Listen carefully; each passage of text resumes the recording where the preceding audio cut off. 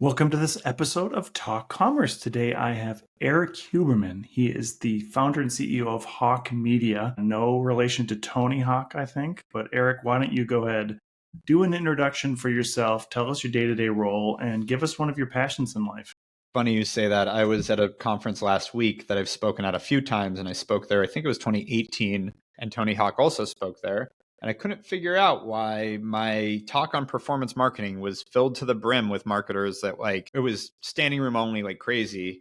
And at the end, there's a local ski hill. This conference is in Banff, and the ski hill called Sunshine. The owners came up and were like, "Hey, we'd love to have you out. Wanted to give you a tour." And I'm like, "Thank you. I'm flattered. Would love to. I'm a diehard snowboarder." And like, if Tony's around, we'd love you to bring him. And my business partner is named Tony. So I was like, "Tony's back in LA. I don't know what you're talking about." And show up at Sunshine and then realize they thought I was Tony Hawk's business partner. And when I let them know the bad news, they basically shrugged me off like, "Yeah, okay, well, go have fun on the Mail Hill." And they did not want to talk to me anymore. The tour was gone. But yeah, I've actually spoken at a few conferences with him and hung out with him a few times. Yeah, background, built and sold a couple e-commerce companies. And about 12 years ago, was advising and consulting for a lot of large and small brands. Worked with Red Bull, Verizon, HP, a bunch of startups. At the time, digital marketing was still pretty new and everyone was trying to navigate it, and I had done well with it. And so, but when it came time to actually execute, I'd go and try to help these companies either hire people in-house or hire agencies. And I found that at the time there were 24,000 marketing agencies in the US, and 99% of them were full of shit and had no idea what they were doing. And the few that were good only wanted to work with the Fortune 2000. And so the idea being like, why can't there be an agency that's the best at what they do, but also easy to work with? Just never made sense to me that didn't exist. And so we decided to build it. And thankfully, fast forward now, we're 250 people, give or take. We've worked with over 6,000 companies, and really more and more becoming the dominant lower and middle market marketing agency in the United States. The agency built for challenger brands, not for the big behemoths, so to speak. And we work with some of the big behemoths because they all like to believe they're challenger brands, but really we've built something that's nimble, flexible, cost effective, but excellent at what we do. That's awesome. And passions outside of snowboarding and hanging out with Tony Hawk? Definitely family. Love spending time with my kids. Got a 3-year-old and a 6-month-old, and really enjoying the whole fatherhood thing. Do a lot of tactical training, which is a little out of left field, but train with a lot of military, and got into that more in COVID. And yeah, do private security and those kind of things. Triathlons, did a triathlon last weekend. I like to find a reason to train and to push myself. Find it really helps with stress management and stuff too. So a lot of fitness and longevity stuff. I literally just got out of a IV just because I was with my YPO group, and one of them's a doctor, and he's like, "Hey, why don't we just do IVs while we're hanging here?" So that was a fun one. But yeah, I'm really into the longevity thing, really into just health and wellness. You mentioned it, snowboarding, tactical training. I'm trying to play guitar. Played guitar since I was 4 years old, but kids have really taken up a vast majority of my free time, and travel. Yeah, that's awesome. I'm reading David Goggins' book, Can't Hurt Me. Who's going to carry the boats? What's ahead? Who's going to carry the boats? Yeah, exactly. That's awesome. Yeah. So before we get into that, I'm going to I do this thing called the Free Joke Project. I'm just going to tell you a joke. It'll take 15 seconds. Yeah. All you do is give me a rating 8 through 13. So here we go.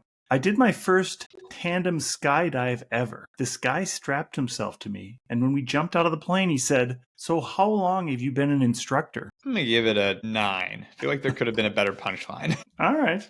That's fair. I mean, it was a good lead up. I think you had a chance there. I had a chance. Yeah. So I do a lot of marathon and half marathon pacing. I always say, "Who's running their first half marathon today?" And a bunch of people raise their hand. And I'll say, "Yeah, great, me too. This is going to be fun. Let's see how it goes." Yeah. Yeah. Anyways, it doesn't. I'd say that doesn't land either. No, but I think because if you're standing there in that moment, I think it's funny. Anyways, exactly. I think I should stop while I'm behind, right? So talk a little bit about the niche that you found, and it sounds like you're in a big niche, but a small big niche, right? Medium. Yeah. No, it's the largest niche probably as far as an addressable market goes. Period. I mean, it's every company that's not the top 2,000. And, our fees start at like $2,000 a month. So the niche is anyone that can afford to spend $2,000 a month on marketing to the Fortune 2000. And frankly, we do work with a lot of the Fortune 2000. We just, in the way we think about strategically how we build the business, it's more to build for everyone else. But turns out when you're really good at marketing and you have a great team, you still get a lot of the big guys too, and work really well with them, because the ones that are actually, like, I won't say who, but I just met with one of the biggest beverage brands in the world last week. And when I said we're really for the challenger brands, they're like, well, we're a challenger brand. I'm like, oh yeah, who are you challenging? Like, well, I respect that you want to make the statement. And then I'm like, all right. And what's kind of fun is I can turn it on them, prove it. Show me that you can actually operate like a challenger brand and you're not going to just get bogged down in bureaucracy, then sure. Because that's really the turnoff there is like the games and the bureaucracy and the politics that happen in these bigger companies. There's more people trying to make sure to not lose their job than there are people trying to build something great.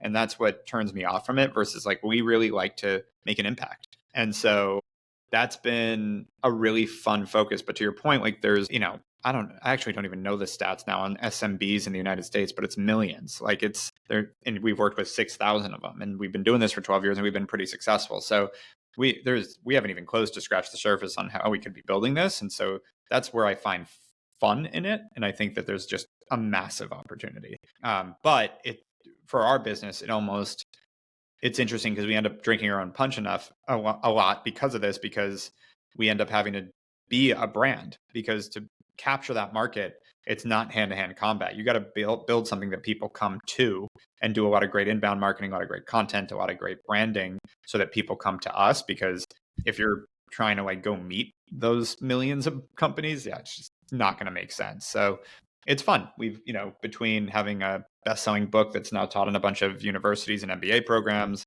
we've got, a TV show on the air on Hulu and A&E called Kings of Barbecue, helping Cedric the Entertainer and Anthony Anderson launch their barbecue brand. We've got our own podcast, Hawke Talk. We do a lot of things that allow us to just build the brand and build the ecosystem. We just threw our annual summit, Hawke Fest, had 750 brands and companies come out for that. So yeah, it's been a fun build. Yeah, that's cool. I think that one thing I think about when you're talking about that SMB space, and we partner with Shopware, which is a newer e-commerce platform that's entering the U.S., and they really found that SMB part of the market is really really important, right? And I think a lot of the platforms, and I come from the e-commerce side. Magento was what our agency was doing. Adobe took Magento and went up market, and they purposely excluded that middle market and the small market. I mean, in the e-commerce space, you can guess who snapped everybody up, and they were snapping them up 10 years ago. But the rapidity,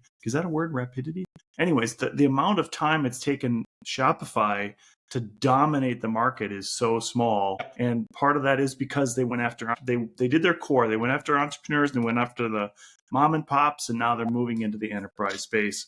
Yep. And a lot of these other bigger platforms have gone specifically after that niche of that Fortune 50 or Fortune 500. Yep. I think it's an interesting play that you're doing. How about the idea of how do you look at then? How do you choose the brand? And you mentioned, I mean, we had InBev was one of our clients, and I think they're a pretty big beverage distributor. Mm-hmm. But we were also focused on Latin America, and I think that helps. Latin America is a place where you can be edgy and you can be a leader, where in the US, it's a little bit different. How do you kind of determine who you're going to work with? We focus on the US and at least English-speaking markets, just because we feel like it's hard to have an impact and with the language barrier. So like we'd have to bring in partners and consultants.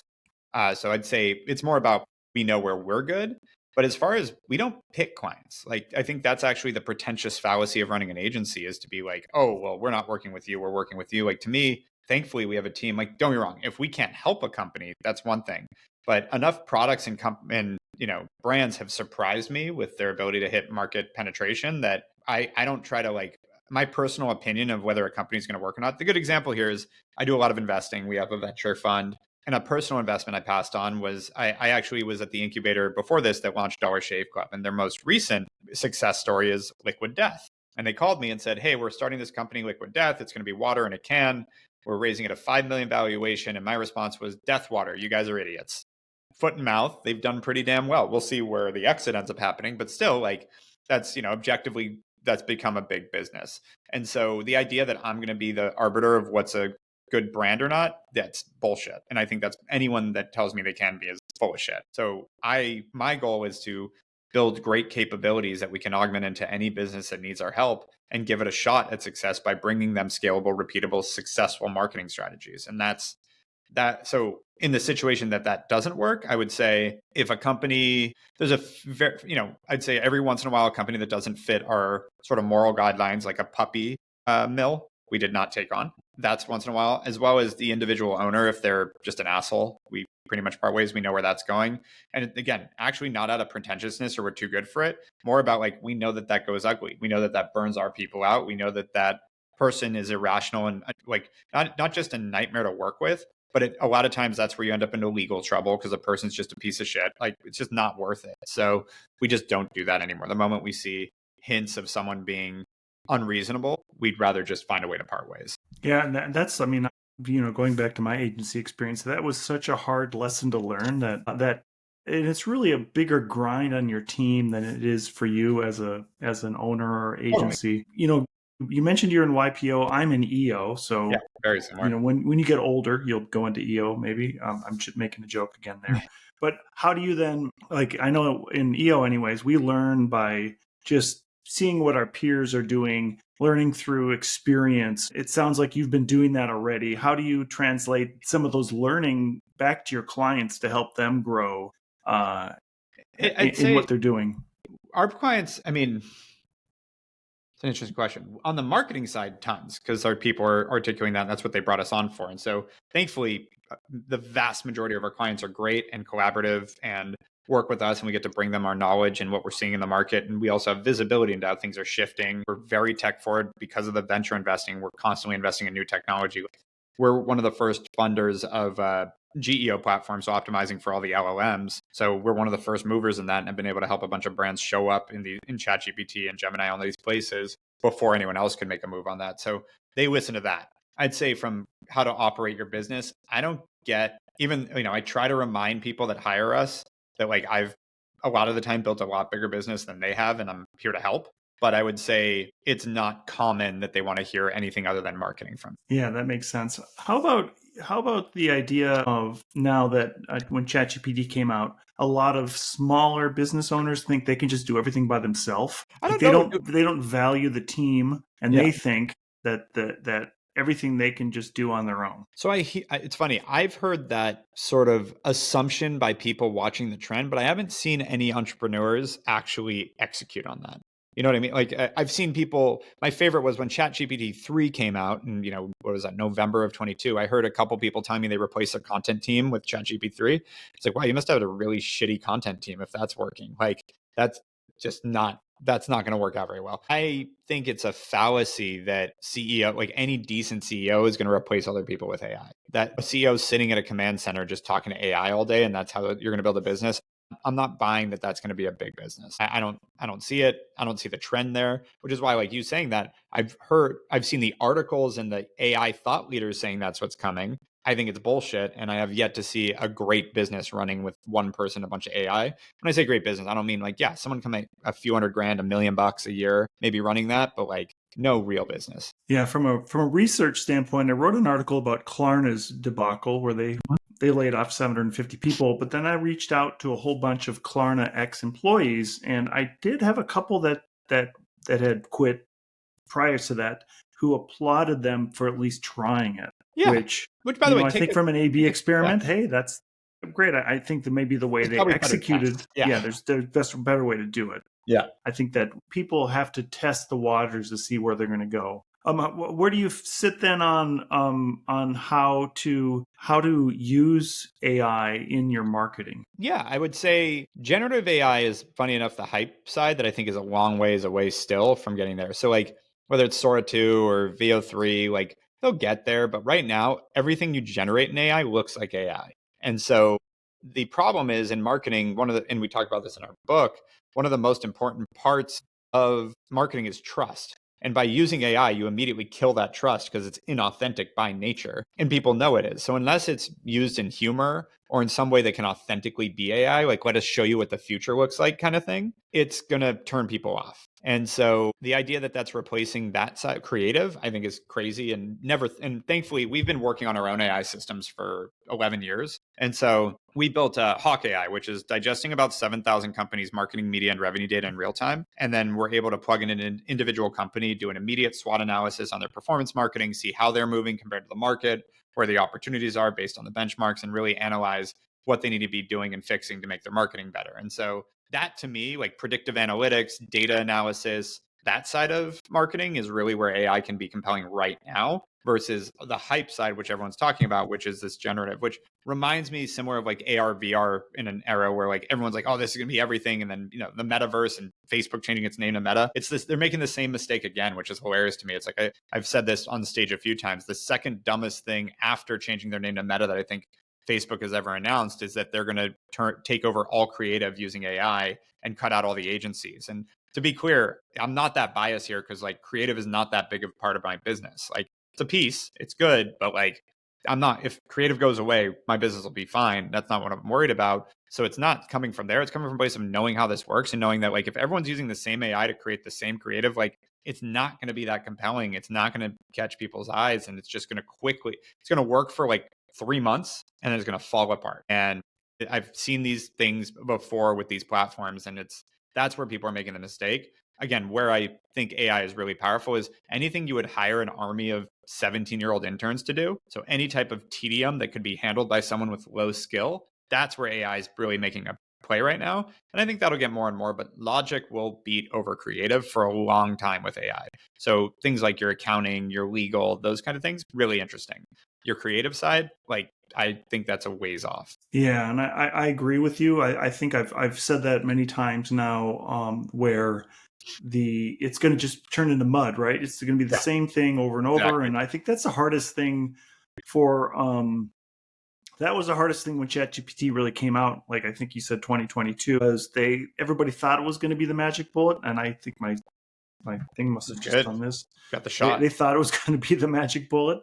And I think that a lot of people bought into that hype. And a lot of people decided, hey, we're going to get rid of our content team. And maybe you're right. Maybe they decided that content team wasn't the best team for them. I think as a content team too, you have to think about what your client needs and wants. And I Yep. think that looking and asking those questions are probably the most important thing you can do. How Yep. do you kind of keep that loop with your client to understand? Like I know that the billable rate for content is much lower than it was. So how do you kind of? No, I mean, like we never, I don't look at what is market and bill that. I look at what do we need to charge to maintain the margin we need to be sustainable, and we charge that. So and it's treating this like marketing like a commodity is where a lot of companies fail. Like, yeah, sure, go with you. By the way, you can outsource everything to India. It's way cheaper. Good luck on how that's going to perform for your business.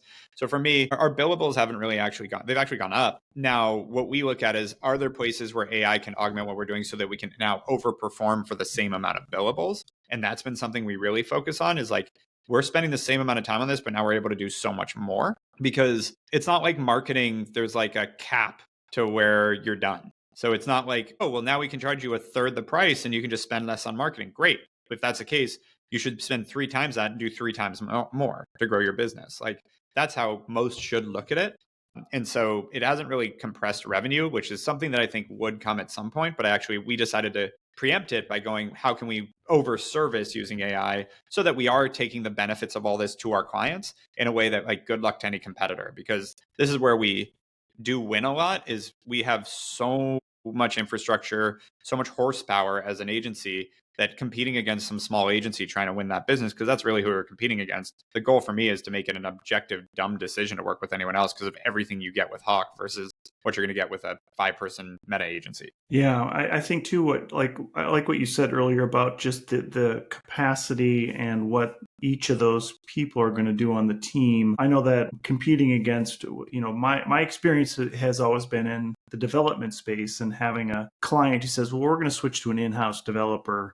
If they switch to an in-house marketing person, they're giving up all those other people that you have on the team to contribute to that. The same thing applies to Yeah, the development space. You have a front-end developer, you have a back-end correct. developer, you have a DevOps person, all those different people that are Yep. involved. How do you then work with the client? And I think too that I suppose there's at some point of scale that the client already knows that. I think one of the frustrating parts that I've always had is that you meet that growing client who has gone from zero to 100, and they're just growing like crazy. Let's just say they're a founder entrepreneur who's gone from $0 to $10 million, and they think they know everything. Yep. And they want to get to the next level, and then you have to kind of educate them. Yep. And I think that comes from being a bigger business than them. Like, if my business is smaller than the client I'm trying to educate, I probably don't have a lot of room. It's the same thing as, like, don't take advice from people that haven't been where you're trying to go. Like, that seems like a dumb thing to do. It's, I've learned a lot as I've built this business that things I said very confidently many years ago. I go, oh, that makes sense now. I get that. Like it's meaning the opposite of what I might have said years ago, because now that this has gotten a lot bigger. So, but that's part of the fun of the business we built is we continue to get bigger and bigger. And so I can speak with authority when I'm talking to a client. And when someone says, and we've had that, like we take them from 1 to 10 million and they're like, oh, I think it's time to graduate. It's like, well, we work with Nike and Unilever. So if you think you're better than them, like probably not a good fit ego wise anyways. But we definitely know what we're doing when it comes to the big brands too. And I think that's from a service business standpoint, building the credibility. It's like, no, we've done a lot more with a lot bigger companies than you, and like having a little chutzpah about it. And like we're good,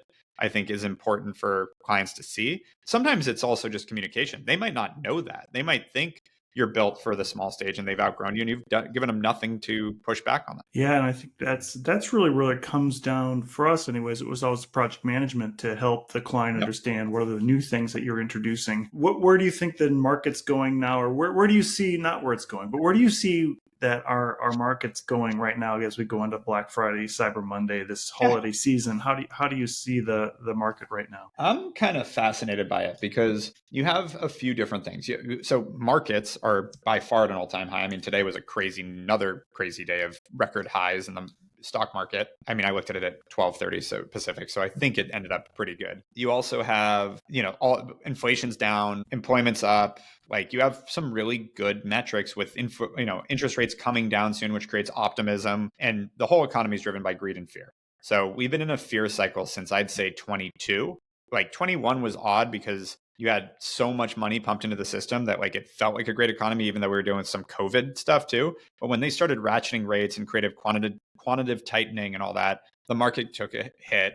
People felt tight, and they felt tight for a little while. But then you have this social media thing of the extremes where people just get rewarded for speaking in absolutes. And so everyone's like, oh, it's a recession, it's all screwed. It's like there's no indicator. And by the way, the opposite happened in 22 and 23. There were recession indicators all through those 2 years, and nobody talked about it being a recession. So it's like this weird, almost gaslighting both ways. That being said, it seems like it's a bit of a tale of two cities right now. And it's not about the 1%, it's about the 50%.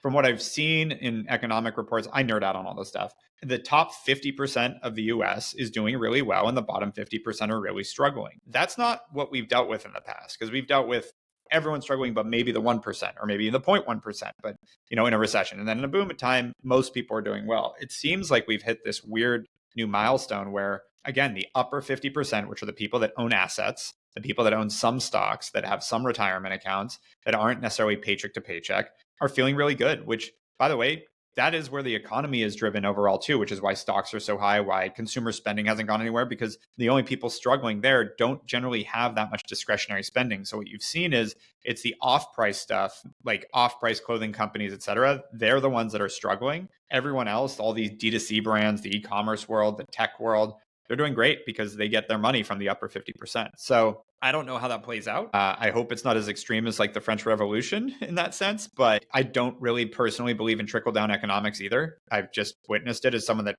grew up with a dad that ended up being very successful, and I've had a lot of my own success too. I don't believe the more money people make, the money multiplier matriculates into the system the same way that it would if we had bottom up. I think trickle-up economics makes a lot of sense to me. You give someone making 30 grand a year an extra $3,000, they spend that and more. And so to me, we've got to figure out how to bring up the bottom. But back to the point, if you're an e-commerce brand right now, you're probably going to be, I think you're going to be in a good place. I think the holidays, especially if they drop rates on Wednesday and they go into the holidays with that optimism and nothing else, there's no like black swan event that happens between now and the holidays, I think people are going to be feeling pretty good. Yeah, good. So, Erik, we're rapidly running out of time here. We've gone past our 10 minutes of content. As I close out the podcast, I give everybody a chance to do a shameless plug about anything they'd like. What would you like to plug today? Yeah, I'd say the biggest movement we've seen is, I mentioned it, our new GEO offering. So if anybody wants, we're always happy to take a look at a business and how they're showing up in the different LLMs. We have a whole technology behind it, so we can coach people on, hey, here's where the opportunities are to actually make sure when someone asks ChatGPT for something you do, you show up. And so I'd say, yeah, that's our offer right now. Feel free to reach out. It's just hawkemedia.com. Perfect. And I'll make sure I get that in the show notes. Erik Huberman, the CEO, founder of Hawke Media. Thank you so much for being here today. Yeah, thank you for having me.